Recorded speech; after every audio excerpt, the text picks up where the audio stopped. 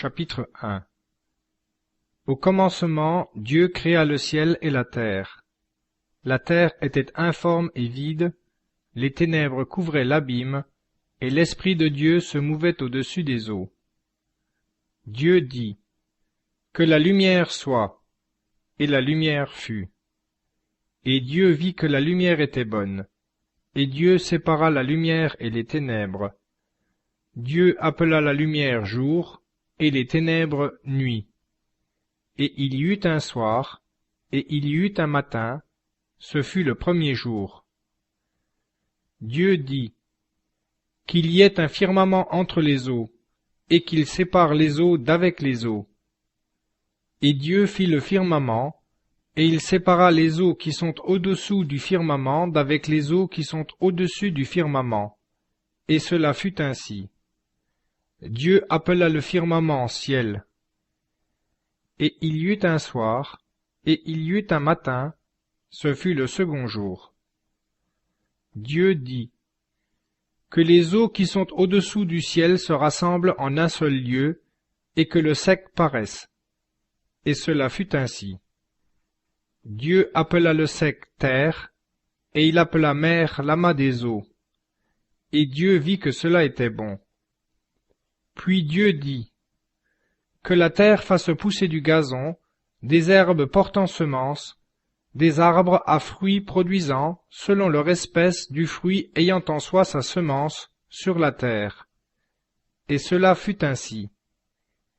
Et la terre fit sortir du gazon, des herbes portant semence selon leur espèce, et des arbres produisant, selon leur espèce, du fruit ayant en soi sa semence. Et Dieu vit que cela était bon. Et il y eut un soir, et il y eut un matin, ce fut le troisième jour. Dieu dit, qu'il y ait des luminaires dans le firmament du ciel pour séparer le jour et la nuit, qu'ils soient des signes, qu'ils marquent les époques, les jours et les années, et qu'ils servent de luminaires dans le firmament du ciel pour éclairer la terre. Et cela fut ainsi.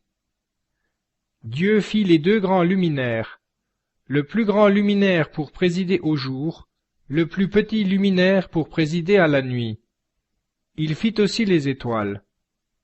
Dieu les plaça dans le firmament du ciel pour éclairer la terre, pour présider au jour et à la nuit, et pour séparer la lumière et les ténèbres.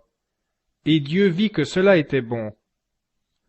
Et il y eut un soir, et il y eut un matin, ce fut le quatrième jour. Dieu dit, que les eaux foisonnent d'une multitude d'êtres vivants, et que les oiseaux volent sur la terre, sur la face du firmament du ciel. Et Dieu créa les grands animaux aquatiques, et tout être vivant qui se meut, foisonnant dans les eaux, selon leur espèce, et tout volatile ailé selon son espèce. Et Dieu vit que cela était bon. Et Dieu les bénit en disant, « Soyez féconds et multipliez, et remplissez les eaux de la mer, et que les oiseaux multiplient sur la terre. » Et il y eut un soir, et il y eut un matin, ce fut le cinquième jour. Dieu dit, que la terre fasse sortir des êtres animés selon leur espèce, des animaux domestiques, des reptiles et des bêtes de la terre selon leur espèce. Et cela fut ainsi. Dieu fit les bêtes de la terre selon leur espèce, les animaux domestiques selon leur espèce, et tout ce qui rampe sur la terre selon son espèce. Et Dieu vit que cela était bon. Puis Dieu dit, « Faisons l'homme à notre image, selon notre ressemblance, et qu'il domine sur les poissons de la mer, sur les oiseaux du ciel, sur les animaux domestiques et sur toute la terre, et sur les reptiles qui rampent sur la terre. » Et Dieu créa l'homme à son image. Il le créa à l'image de Dieu. Il les créa mâle et femelle.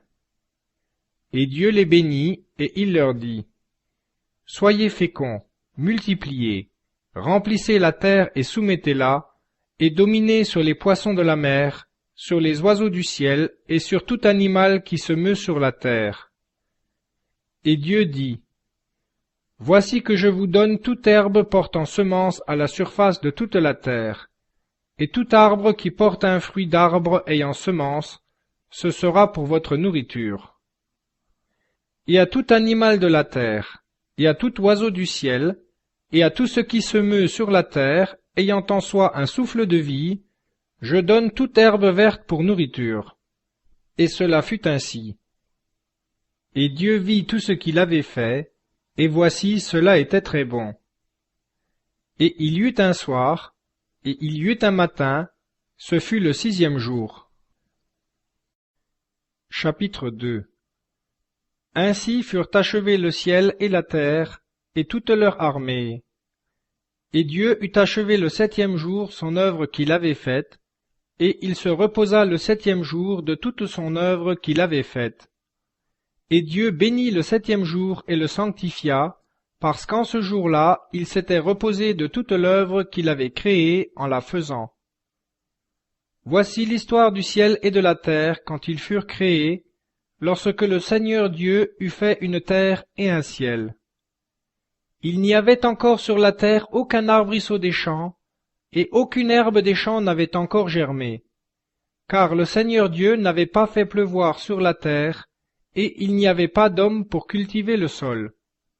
Mais une vapeur montait de la terre et arrosait toute la surface du sol. Le Seigneur Dieu forma l'homme de la poussière du sol, et il souffla dans ses narines un souffle de vie, et l'homme devint un être vivant. Puis le Seigneur Dieu planta un jardin en Éden, du côté de l'Orient, et il y mit l'homme qu'il avait formé. Et le Seigneur Dieu fit pousser du sol toute espèce d'arbre agréable à voir et bon à manger, et l'arbre de la vie au milieu du jardin, et l'arbre de la connaissance du bien et du mal. Un fleuve sortait d'Éden pour arroser le jardin, et de là il se partageait en 4 bras. Le nom du premier est Phison. C'est celui qui entoure tout le pays d'Évilat, où se trouve l'or. Et l'or de ce pays est bon. Là aussi se trouve le bdellium et la pierre d'onyx.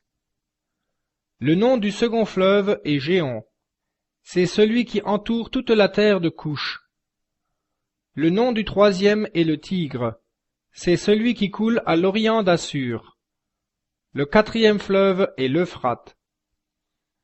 Le Seigneur Dieu prit l'homme et le plaça dans le jardin d'Éden pour le cultiver et pour le garder. Et le Seigneur Dieu donna à l'homme cet ordre.